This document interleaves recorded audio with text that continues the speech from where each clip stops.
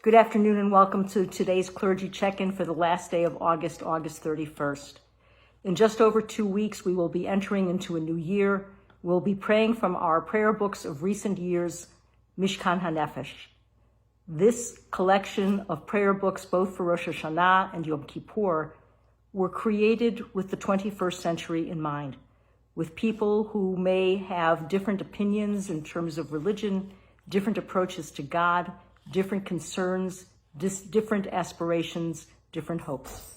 And so as we look at this prayer book, you will have an opportunity actually to glance at it prior to Rosh Hashanah Day, when we will be praying from it, because you will be picking them up earlier at the temple so that you will be online with us as a community.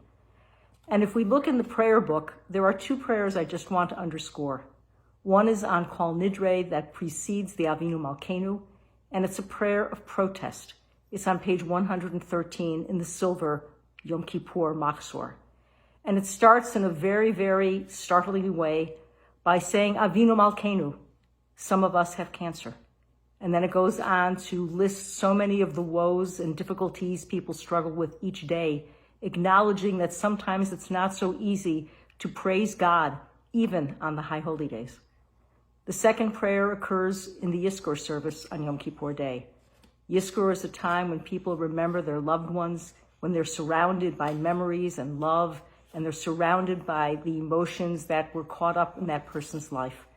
But sometimes those emotions are not easy. And so there is a prayer that exists on page 575.